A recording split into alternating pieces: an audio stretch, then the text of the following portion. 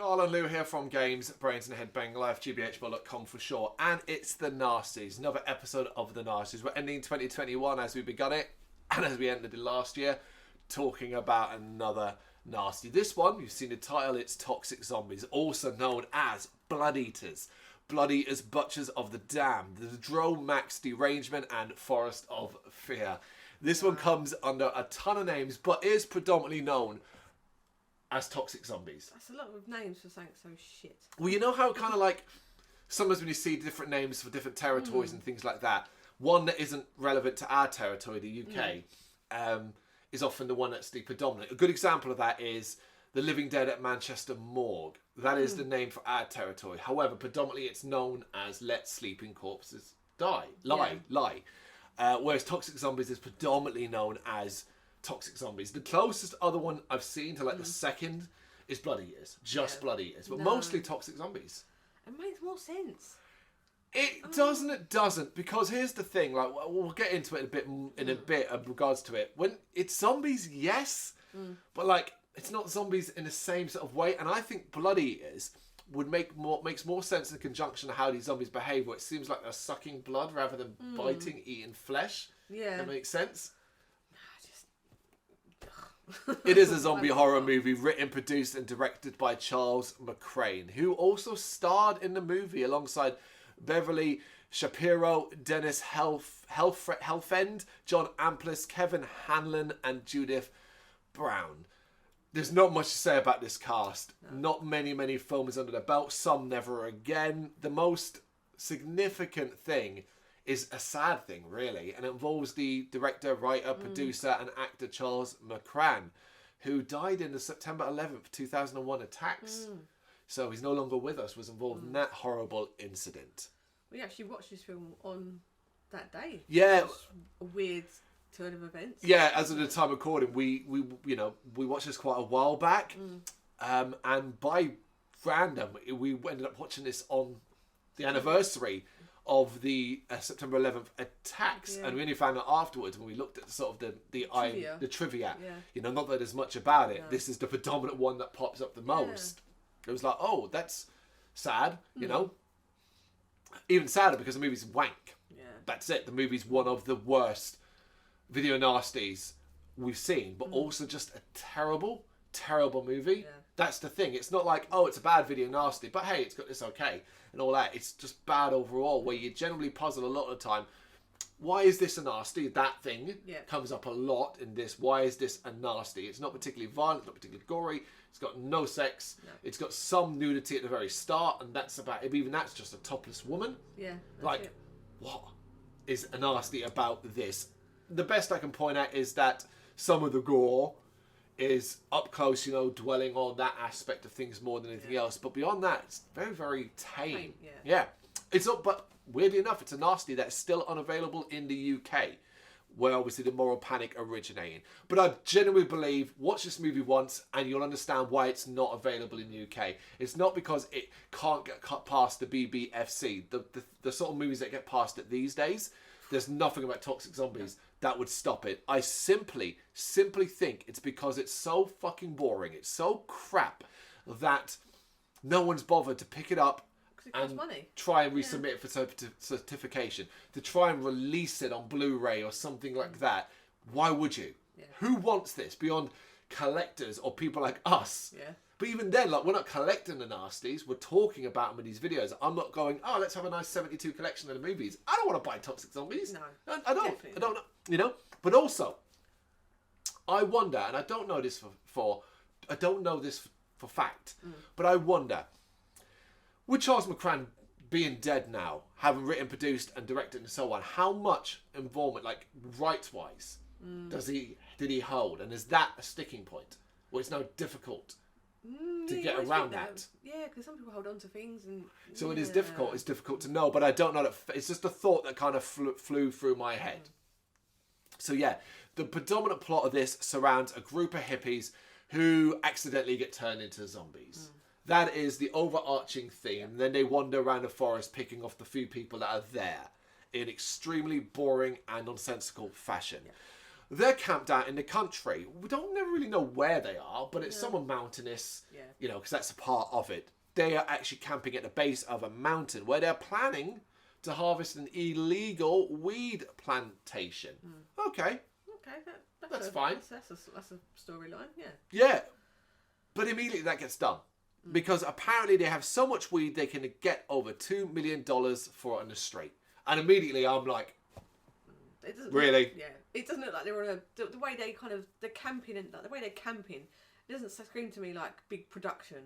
Like, there's not even like they've got a shed or it look like an organised team. They're just camping. Just a couple of tents. Yeah, it doesn't say big, it doesn't scream big scale weed plant. This is like it was 80s. Yeah. So like that's more money than what it is now. You will desperately want to see the size of this plantation, but you never will. Likewise, when they go to harvest it, you're like, do you just have a bag?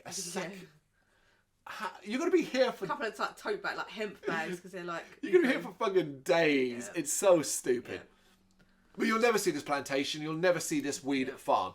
Because the other question that comes from it as well is, wow, you've kept that hidden in a public area from local law enforcement, but general tourists who go mountain climb. Like, weird enough, having a plantation at the base of a mountain is actually a dumber place to have it. Yeah. Because you're more likely to get mountain climbers and stuff like that, and hikers. Yeah, it makes sense. Like things like the beach when the guy's like on a remote island that have the weed farm. That makes sense. This is like, just like a public footpath through the weed farm. Yeah, it's ridiculous. It is ridiculous, but it stays ridiculous because apparently their desperation, being just a bunch of weed farmers to look after this and protect what's theirs, sees them murder 2 government officials who are tracking the group. This is the opening of the movie where these 2 men pull up in the carts where you first get your nudity, they follow this woman back, and then they get shot and killed. Yeah. And it's like, oh, see, weed farmers who have now become murderers. That's a big fucking leap. Yeah, that's a big jump. It escalated fucking quickly. One of them knows they're in trouble, so insists they cut the losses, let's just get the shit and get out of here. The others are reluctant. There's a lot of arguing about cutting the losses and, oh, who agrees with me? Put your hand up, crap, we should just take what we've got, we can get, and then leave before, you know, these government officials, because they check the bodies and find the badges, the FBI badges, well, presumably FBI badges on them. And think, oh shit, it ain't going to take long before other people come looking for them. But it turns out that when they go to harvest the weed, they end up getting crop dusted by a new and untested chemical called Dromax. So there's this other small plot point where these kind of corrupt government officials kind of want to deal with these illegal weed farmers. They know they're around, but they don't know where. Yeah. So they decide to hire like some local farmer to just crop dust the entire area with this drug, this stuff, and hopefully it'll kill. They think it'll kill the weed. But when the conversation comes up about whether it'll harm humans or people like that, they're a bit like, we don't think it will, but you know, who cares? That's a frustrating thing. I like the idea of that. Yep. Like the setup's solid. And as well, like that time as well. Obviously, like I think now more modern times, you'd have people looking up stuff and it'd be like a huge thing. But back in like the 80s and stuff like that, new chemicals, just try it out, see what happens on some like hick farm or hick place, and see what happens. So the idea is good, but they just obviously just didn't go anywhere decent with it. Yeah, the concept is good, you're right, because the chemicals end up turning the hippies into zombies, and as we said, they make their way through the forest bit by bit. The premise would have been better if this thing, I think, it has to be balls to the wall. Silliness. Yeah. Like, it has to be a bit silly. Yeah. You've gone on this route, you've got zombie hippies, like, that's your story, but truth be told, it ends up being a really serious story that almost at times tries to be heartfelt and meaningful, and you're like, the fuck? And they're like toxic zombies as well. Yeah. You want silliness. Like, if I said, oh, here's an 80s film called Toxic Zombies, I'm thinking like, this is going to be fun. When you look at the cover from that time period as well, you'd be like, you would think it would be fun. But it's just not. It's very, very boring. And it ends up focusing mainly on 2 kids called Amy and Jimmy. That's Judith Brown and Kevin Hanlon, respectively. The former, Amy, is, God, what age? She looks like she's near 30. Yeah. But she acts like she's 13. And it's really fucking baffling. But the latter is the difficult one. Because he has learning difficulties. Yeah. And the portrayal, it's awkward. It's not quite offensive. I think that's important. It's not quite offensive. It's not what's that movie with Ben Stiller? Tropic Thunder. Tropic Thunder. It's not that. Even though the reason why I use that as a reference point is because his outfit is similar to Simple Jack in that. Yeah. So like that's a sort of thing. It's not that. It's not offensive, but it's just a little bit like you're kind of sitting there going, you're going to do something in a minute. Thankfully, they never really do. It's played a little bit more respectfully than that. But you're kind of like, okay. Did you have to? We have to have this? Because it doesn't help or add anything to the story. It doesn't. It could have just been a young boy who looked after by his older sister. It just went down, took different angles it just didn't need to, really. We're talking about different angles. The other major player is McCran himself. He plays a local government official, Tom Cole. And basically his thing is that he lives out in the wilderness, but does tri-monthly checks of that area and to see if everything's okay, flooding, stuff like that. That's what he does. But this time round, he's decided to use his tri-monthly check as an excuse to hang out with his brother and wife. We get this weird scene where he's really horny for his wife. Like when they're first introduced, they're in bed together. Later on, it's about being in a tent. Yeah. Like it's a little bit weird in that sense. But like they do this thing where like he didn't invite her to come because he knows she hates the outdoors. And then she gets offended that he didn't invite her to come. Yeah. So he ends up inviting her to come anyway. So okay. But he's hanging out with his brother. It's a stepbrother as well, isn't it? Not like his fully fledged brother. No. They go and hang out and you get some bants back and forth. It's hilarious because it's attempting to create a relationship that shortly will be destroyed when the brother is killed and Tom, Charles McCran, forgets he even exists. Yeah. Like it didn't even matter. Yeah. Doesn't even try to save his brother from being killed by the zombies. No. It's like, okay, well that was important then, wasn't it? Yeah, we wasted that scene to try and build up nothing there at all. Yeah. And then his wife gets killed and you're like, react. Please react like this bothers you. He just doesn't. Truth be told, don't want to speak ill of the dead, but he's not good. Yeah, no. He's not a good writer. He's not a good director. He's not a good producer because the movie is cut terribly and well, that's not editor's job, but it's not. I guess he didn't put exactly a ton of money into it. Yeah, a brief flutter as a try. I mean, that must happen all the time. Like you want to try a project out, it doesn't work, and that's the end of your career in that area. Yeah, it just didn't work. You lost a ton of money. Yeah. You know, you lost your confidence, all that kind of thing. And ultimately, said he's a bad actor as well. Yeah. But that then brings us to the most important element of a movie called Toxic Zombies. What are we talking about? The zombies themselves. Now, I can forgive the makeup. I can. Low budget, of an era, video nasty. I've seen worse makeup in higher budget films. In higher budget films, zombie films and things like that. So I'm okay with a little bit of paleness. I actually really like the makeup of when the hippies are first becoming zombies, as they go a bit paler. Like, do you remember the crop duster farmer? He gets covered in it as well and returns to his wife. We get these scenes between them where it's just one of those horrible marriages and they're constantly screaming at each other. Yeah. And then he turns into a zombie. I don't mind it. It was a classic zombie look where it's more pale than anything else. Oh, they're actually dying. I do appreciate that more rather than going down the route of coloured makeup. Yep. Because with coloured makeup, you're going to need a lot of it to make it look. Yeah. Like, you can't just go up to people, like, when people do it and they don't get the neck or the hands. Yeah. It's like, you're going to need to make sure you've done it properly. But if you go for just making people look like they've just been really ill when they're dying, dead zombies, you've got a better chance of it looking better. It's also more realistic because if you've died and then reanimated, the whole rotten flesh thing comes over time, not straight away. So I'm fine with that. What I'm not fine with, what I'm totally not fine with, is the behaviour. Yeah. It's the crap behaviour and what these zombies actually do.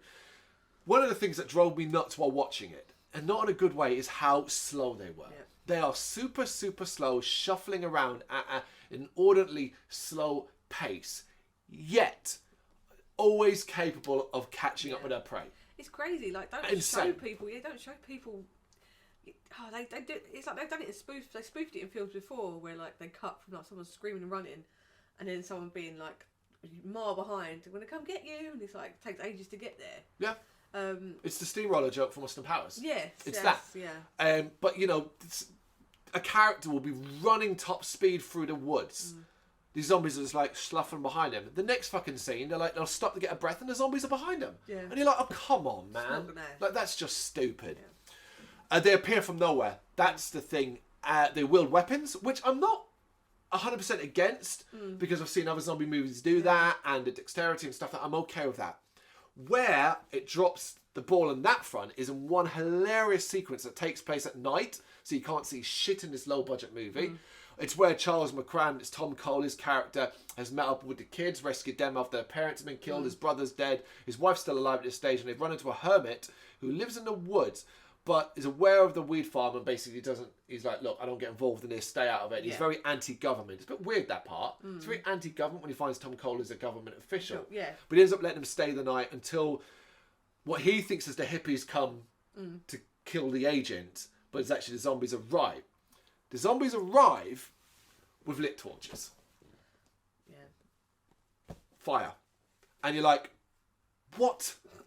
So they lit torches. Yeah. They made fire. Yeah, they need a process of making torches that would hold a flame for a while. Yep. And yeah. And lit them and were happy to carry. And what drives me nuts about that is, if these are supposed to be more traditional zombies, fire is the last thing they want to be near. This sequence is long. It's boring. It doesn't amount to anything. It's just hammering on a door and stuff like that. And here's the thing, I keep coming back to this. I have no problem with non-traditional zombies. No. Some of my favourite zombie movies, fiction, is non-traditional. Obviously, huge fan of The Return of the Living Dead. But a story like Warm Bodies is another thing that I love, that story. Yeah. Taking the idea of a zombie and adapting and evolving it. I have no problem here, except these aren't doing anything out of the ordinary. No. Except these dumb stuff. We're not, it's when it comes to it, when they get their hands on a victim, it's, but it's neck-sucking stuff, where it's designed, because obviously they can't be biting people for real, and they don't have the budget to show realistic. It reminds me of Zombie Lake. If you've seen that Nazi zombie horror movie, and the scenes in that where the zombies are just like gumming the fucking body, and then they'll take like the mouth off, and you'd see like there's nothing there except a little patch of blood, and you're like, okay, that was cool, that was realistic. Worth doing. This is the same thing.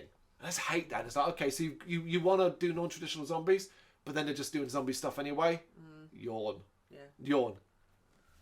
All of this is made worse by just the movie's consistently slow pace. You feel like you're getting nowhere. And when I'm talking it through and thinking back to a movie we watched over 2 months ago at the time of recording, I'm like, where are the beats?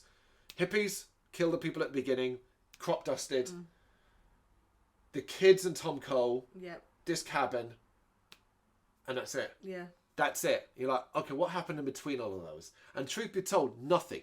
You're just running through the forest. Yeah. That's all it is, consistently. To the point where you're like, how have you not got somewhere yet? It isn't that fucking big. No. This isn't the Amazon jungle. No, it's just a woods. And there's a point where we kept on saying, oh, how much longer has it got left? And you was like, don't look. Yeah, don't look. Because if you look and see 25, 30 minutes, you could be like, for fuck's sake. So you're better off just not looking and getting through it. Some of a bad film. Like some Nasties, we're like, oh, cool, that went along, that was really entertaining. And other ones, it's like, it's a slog. Well, tell me about the ending. God, trying to cast my mind. Exactly. Tom Cole and the kids survive. And they end up leaving and going off together. He leaves the government, apparently, quits his job. And, I don't know, decides to go on the road with the kids. All right. No, I was burdening myself down. Leaving a well-paid job to look after kids. But, do you remember the worst thing about it? Do you remember the worst thing about Toxic Zombies? The music. Yeah, it was... Absolutely horrendous. Yeah. So bad that it stands out. It is equivalent of a toddler having been put in a room with all, a musical instruments schoolroom. So you've got your xylophones over there. You've got your drums and percussion over there. You've got your chimes. You've got all of this. And they've gone, here's a wooden spoon or here's a stick, kid. Have at it. And that's all they're doing is smashing the shit out of everything. That is the fucking music of this film. It is jarring and it's really loud. Never fits the fucking scene. It is so like, at first you're like, oh, that's funny. By the end, it's like, oh, please stop. Please stop. And it's loud enough that it drowns out some of the conversations as well because of the poor quality of the recording. Yeah. It's annoying because obviously when you turn it up to hear the talking and then it kind of cuts in with music like, oh, fuck. Like a fucking toddler tripped and fell into a goddamn harp. Yeah. That sort of thing. Yeah. It makes the whole experience utterly horrendous. We've had bad reviews. We've done bad Nasties where it's kind of just been us ranting a little bit about the crapness. This, I think, is up there as one of the worst, if not the worst so far. You know, when I reviewed it for the site, I think I gave it 0 or 1 out of 10 in the written review, because give me a something that's a saving grace of it. Something that you're like, okay, that was okay. I just think the actual idea of the concept, the crop dusting, because I was like, oh, if you did that properly, you could have some real like horrible reactions where it didn't catch it all of them properly, and have like, if it was more like a corrosive, like an infection. Yeah, that could have been like corrosive's good. Yeah, you breathed in and then they went home. They kind of went back to what they were doing normally, and it takes effect slowly, spreads, and that could have been basically the Return of the Living Dead. That concept. Yeah. With that tongue-in-cheek humour and over-the-top behaviour, but here. Yeah, but not like a rain. Yeah, but obviously you are pounded the same plot points, even the same location and the same characters. Yeah. But with a more, this is silly, and make a more humanoid, so that they run, they move fast, they're a bit more terrifying. That aspect here could have been really, really good. But that is not what it is. It is toxic zombies. If you want to watch it in the UK, there are ways. I'm not going to tell you how, but you know what I'm talking about. We had to find it via certain means, so you can as well. However, our advice, don't bother. If you've seen it though, let us know what you think in the comments. Thank you very much for watching. You can check us out on gbhbl.com, as well as on Facebook, Instagram, Twitter and Tumblr. Go to Patreon to help us out over there. That's patreon.com/gbhbl, as well as Big Cartel, where you can find some of our merchandise. We have a podcast running on SoundCloud and Apple Podcasts. And of course, if you like this video, do us a favour, hit the subscribe button and help the channel grow. Games, horror and heavy metal. What else is life for?